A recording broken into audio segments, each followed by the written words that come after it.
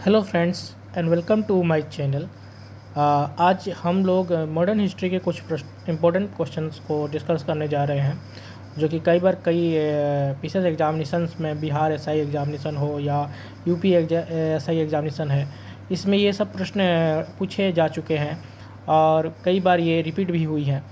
तो ये जो आज हम लोग डिस्कशन करने जा रहे हैं मॉडर्न हिस्ट्री के क्वेश्चंस पर, वो आप लोगों के लिए प्रीलिम बूस्टर है, जो कि आपको किसी भी पीसीएस एग्जामिनेशन को या बिहार एसआई की आप तैयारी कर रहे हो या यूपी एसआई की आप तैयारी कर रहे हो, तो उसमें आपको बहुत ही हेल्प करेगा।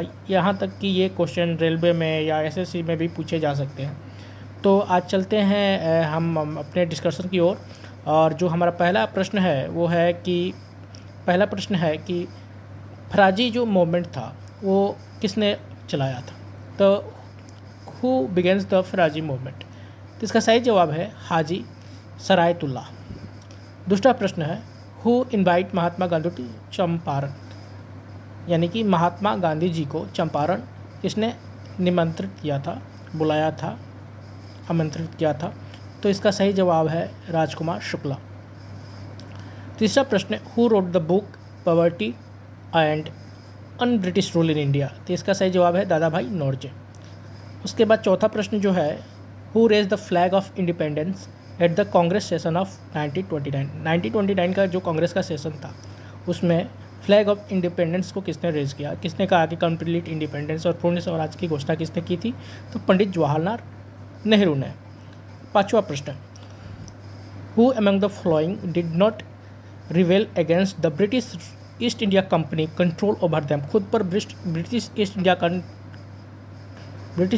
इंडिया कंपनी का कंट्रोल का विरोध किसने नहीं किया इनमें से, तो उसका सही जवाब है निजाम ऑफ हैदराबाद। नेक्स्ट प्रश्न जो है कि जो इंडिगो रिबेलियन जो हुआ था, ठीक है, नील का विद्रोह जो हुआ था, वो किस मैटर से हुआ था, किससे जुड़ा हुआ। तो इसका जो मैटर था वो था कि किसानों को नील की खेती करने के लिए ब्रिटिश के द्वारा फोर्स किया जा रहा था और प्राइस भी बहुत कम दी जा रही थी।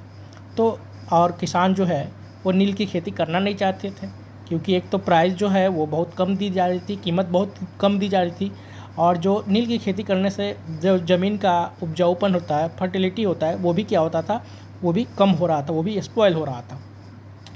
सेवेंथ जो प्रश्न है वो पूछा जा रहा है कि जब भगत सिंह ने असेंबली में बॉम्ब फेंका तो उस समय उनकी उम्र क्या थी, तो इसका जो सही जवाब है a little more than 21 years, यानी कि 21 साल से थोड़ा सा ज़्यादा उम्र था।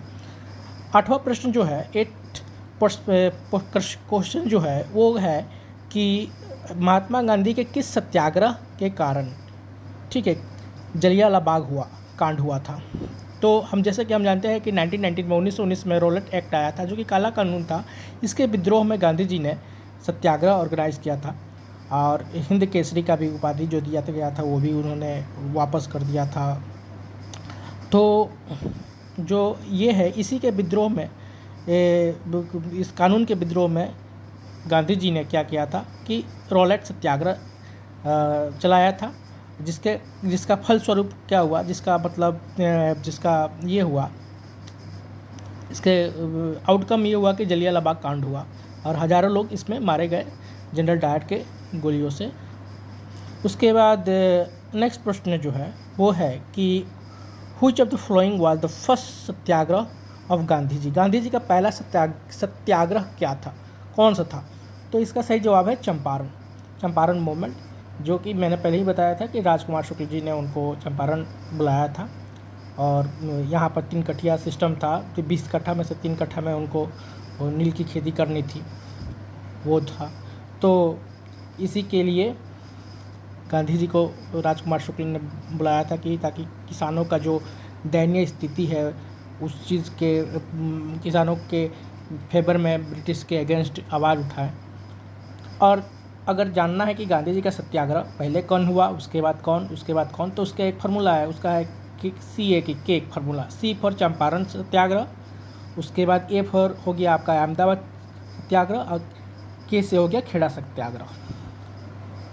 उसके बाद 10th क्वेश्चन जो है, 10th क्वेश्चन में कहा गया था कि डेक्कन में जो राइट्स हुआ था उसका कारण क्या था, यानी कि 1857 में डेक्कन में जो राइट हुआ था उसका कारण क्या था, इमीडिएट कॉज क्या था। तो क्या हुआ था कि high interest rate charge by the mahajan जो थे ना, हाई इंटरेस्ट रेट ले रहे थे, इसके चलते इसका क्या हुआ था, ये डेक्कन में राइट हुआ था। अब चलते हैं हमारे नेक्स्ट प्रश्न की ओर। जो नेक्स्ट हमारा प्रश्न है वो है कि Rajani Palme Dutt said they both fought and collaborate with imperialism. Which political group was the referring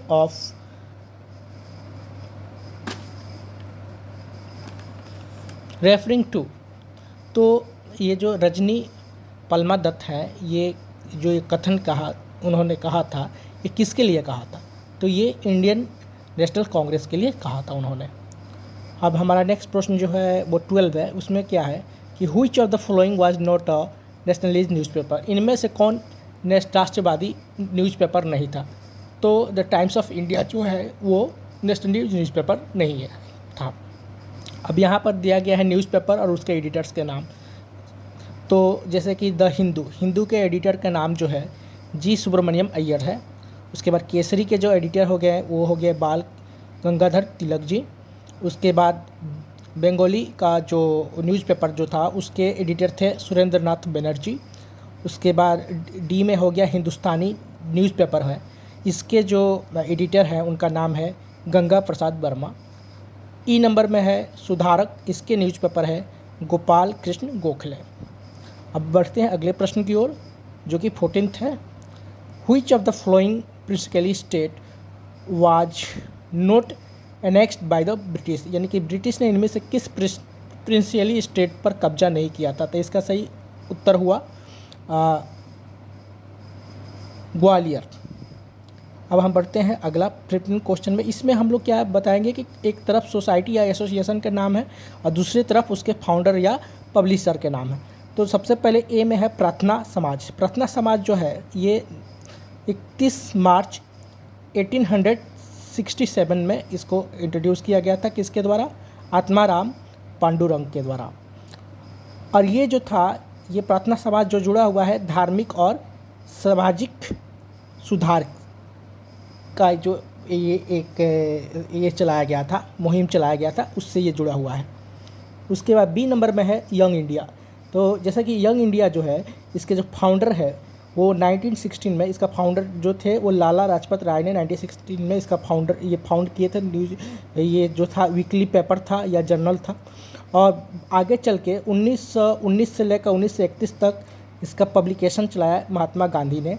इसमें वो इंडिपेंडेंस के बारे में, स्वराज के बारे में पब्लिश करते थे। उसके बाद लखित्वा क्या है? तो ये जो एक राइटर थे और सोशल रिफॉर्मर थे, थिंकर थे, जिनका नाम था गोपाल हरि देशमुख, ये महाराष्ट्र के थे। उन्हीं को लखित्वा कहा जाता था। और इनका जो जन्म हुआ था वो हुआ था 18 फरवरी 1823 में और इनकी मृत्यु हुई थी 9 अक्टूबर 1892 में। डी नंबर में है सत्य शोधक समाज। तो ये बहुत ही पॉपुलर है। ये 24 सितंबर 1873 में आया था। किसके द्वारा लाया गया था? ज्योतिबाई फूले के द्वारा। उसके बाद 16 नंबर प्रश्न जो है, मोपला जो विद्रोह है 1921 में कहाँ पर हुआ था? तो ये केरला में हुआ था।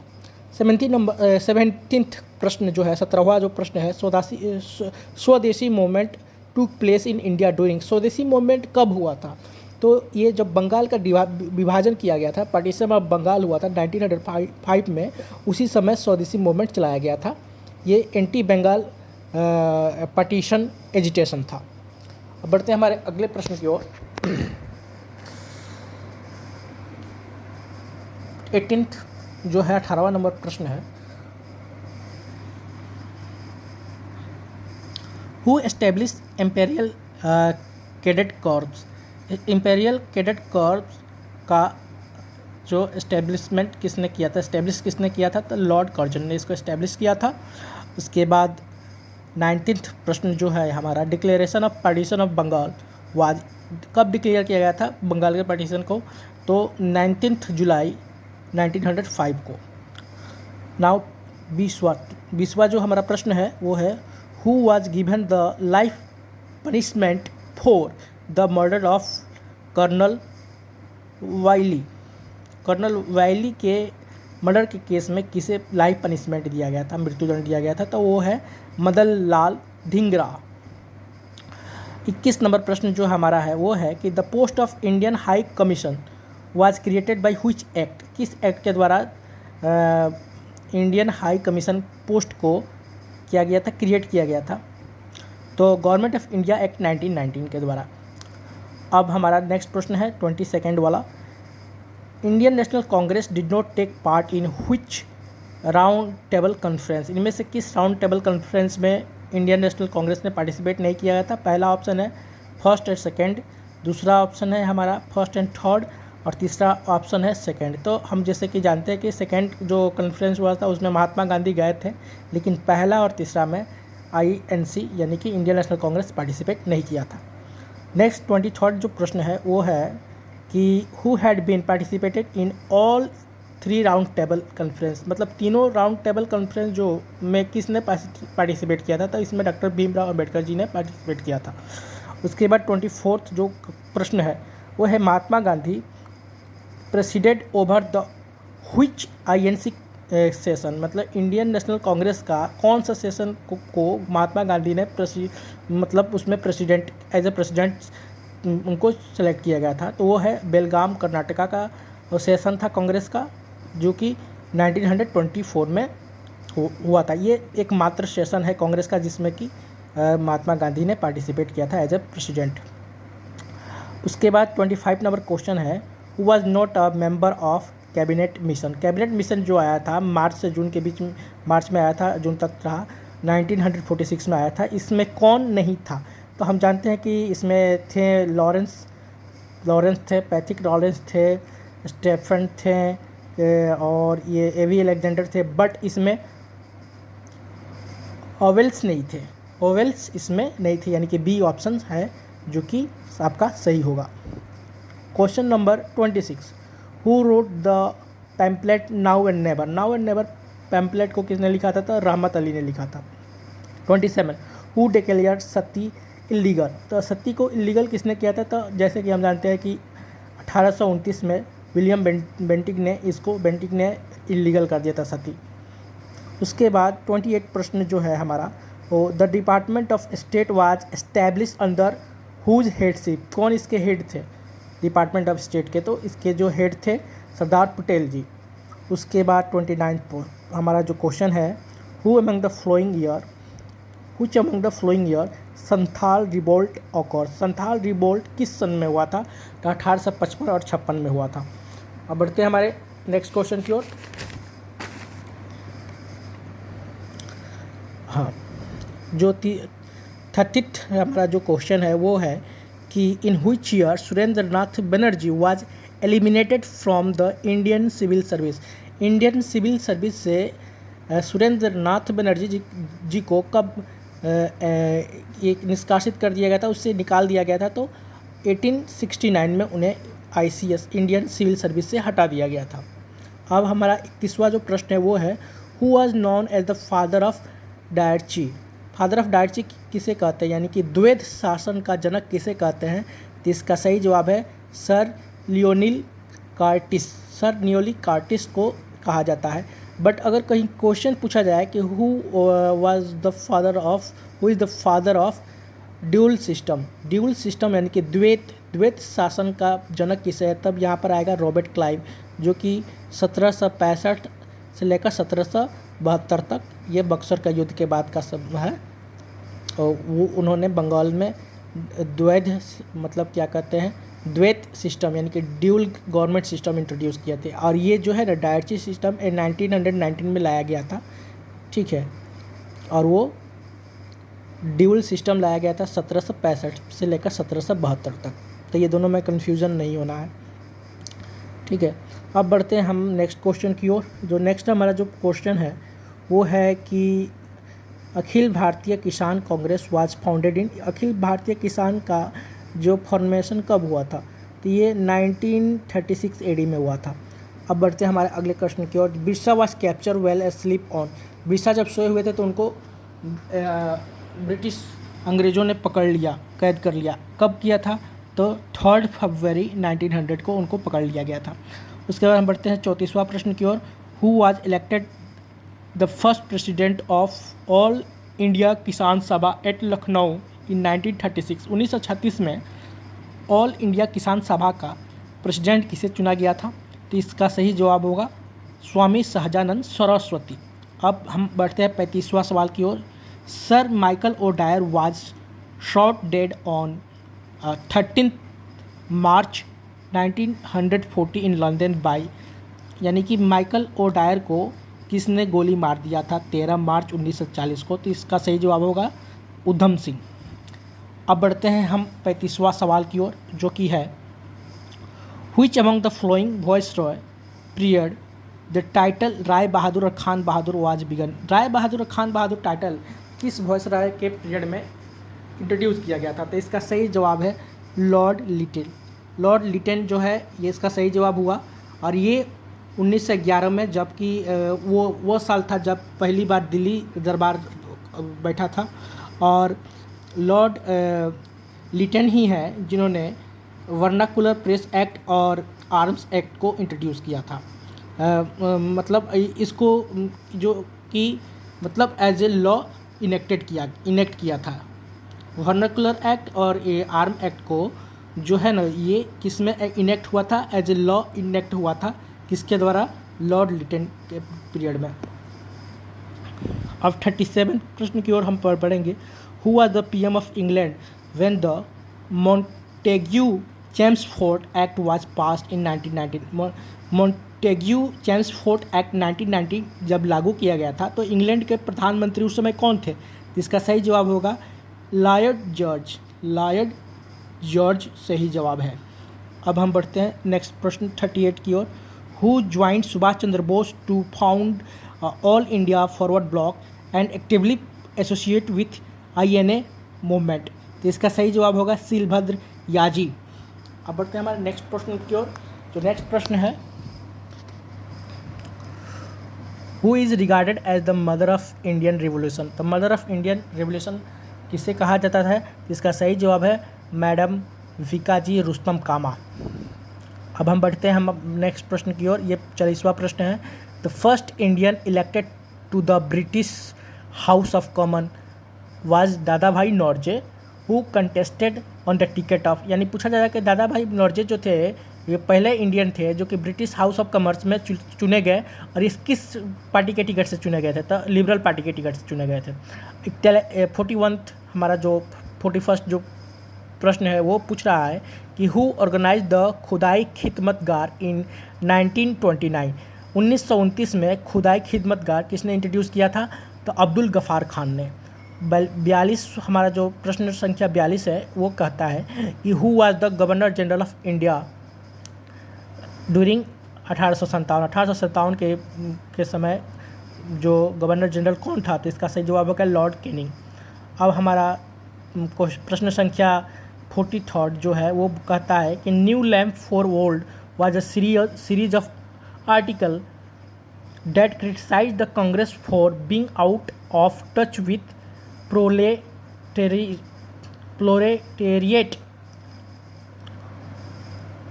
Who was the author of this article? Correct answer is Arvind Ghosh. अब हम बढ़ते हैं प्रश्न संख्या 44 की ओर। ये पूछ रहा है कि वगैरह जो विद्रोह हुआ था, वगैरह अपराइजिंग जो हुआ था वो कहाँ हुआ था? तो ये इसका सही जवाब होगा बड़ौदा। अब बढ़ते हैं 45 प्रश्न की ओर। ये प्रश्न जो है ये कहता है कि where did madam Cama host the first tricolour flag in August 22 1907? यानी कि 22 अगस्त 1907 को मैडम कामा ने अब राष्ट्रीय तिरंगा को कहाँ पर फहराया था, किस जगह पर फहराया था? तो सबसे पहले इसमें बहुत इंपॉर्टेंट चीज़ है कि ये पहली पर्सन थी, मतलब पहला व्यक्ति थी जिन्होंने तिरंगा को विदेशी मिट्टी पर फहराया था। और वो जगह है जर्मनी का स्टुटगार्ट। सही जवाब। 46 प्रश्न, प्रश्न संख्या 46, इसमें पूछा जा रहा है कि इंडियन नेशनल कांग्रेस की प्रथम भारतीय महिला कौन थी? प्रेसिडेंट के रूप में प्रथम भारतीय महिला प्रेसिडेंट के रूप में आईएनसी की कौन रही हैं? तो इसका सही जवाब होगा Sarojini Naidu, who was the first Indian president of INC. अगर प्रश्न पूछा जाए कि इंडियन नेशनल कांग्रेस की प्रथम महिला प्रेसिडेंट, तो इसका जवाब होगा एनी बेसेंट, लेकिन जब इंडियन जरूर जाएगा तो हो जाएगा सरोजिनी नायडू। अब हम बैठते हैं नेक्स्ट प्रश्न की ओर। 47 जो है, after which incident Mahatma Gandhi had called non corporation movement as his Himalayan blunder? किस घटना के बाद महात्मा गांधी ने नॉन कॉरपोरेशन मूवमेंट को कहा था कि वो उनका हिमालयन ब्लंडर है, हिमालय के समान भूल है? तो वो जो चौरी चौरा कांड था, जो कि गोरखपुर के नज़दीक में ये घटा था, जिसमें कि जो प्रोटेस्ट कर रहे थे वो और पुलिस के साथ भिड़ंत हो गई, जिसमें कि लोगों ने पुलिस चौकी को फूंक दिया और कुछ इसमें पुलिसकर्मी भी मारे गए थे। अब बढ़ते हैं नेक्स्ट क्वेश्चन की ओर। ये हो गया कि नॉन कोऑपरेशन मूवमेंट जो था, नॉन कोऑपरेशन मूवमेंट, इसको महात्मा गांधी ने ब्लंडर कब कहा था, हिमालयन ब्लंडर कब किया था? जब चौरी चौरा कांड हो गया था, तो इंसिडेंट जब हुआ था। तो अब बढ़ते हैं हमारा नेक्स्ट क्वेश्चन की ओर। प्रश्न संख्या 48 जो है, 48, who was the president of Gaya session of INC held in 1922? 1922 में कांग्रेस का अधिवेशन जो गया में हुआ था, उसका प्रेसिडेंट कौन थे? तो इसका सही जवाब होगा चित्तरंजन दास। नेक्स्ट प्रश्न जो है हमारा, प्रश्न संख्या 49 है। इसमें कहा गया है कि identify the year whose was closest to the founding of Communist Party of India and RSS respectively.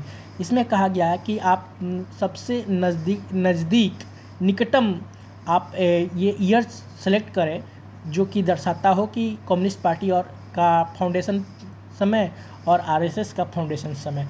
तो हम बता देना चाहते हैं कि जो कम्युनिस्ट पार्टी ऑफ इंडिया था, उसका जो फाउंडेशन ईयर है सितंबर 1925, और आरएसएस का जो फाउंडेशन ईयर है वो दिसंबर 1925 है।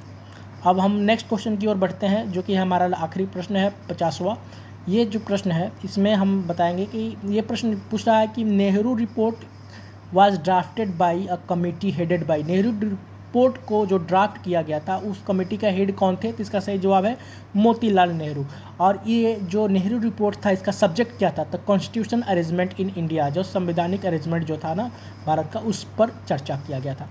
ठीक है फ्रेंड्स, ये रहा आज का टॉप 50 क्वेश्चन, जो कि हिस्ट्री, मॉडर्न हिस्ट्री से जुड़ा हुआ है और किसी भी एग्जामिनेशन में आ सकता है। अगर मेरा वीडियो आप लोगों को अच्छा लगा हो तो मेरे चैनल को सब्सक्राइब करें, लाइक करें, शेयर करें। और ये जो प्रीलिम्स बूस्टर जो चलाया है, ये सभी सब्जेक्ट के लिए इम्पोर्टेंट एमसीक्यू लाया जाएगा। इसमें आपको पॉलिटी के भी इम्पोर्टेंट क्वेश्चन मिलेंगे, ज्योग्राफी के भी इम्पोर्टेंट क्वेश्चन मिलेंगे, और इकोनॉमिक के, इंडियन इकोनॉमी और वर्ल्ड इकोनॉमी को भी इम्पोर्टेंट क्वेश्चंस आपको दी जाएंगी। तो please subscribe my channel and like if you interested in this video, then please like my video and share it to your friends. Thank you.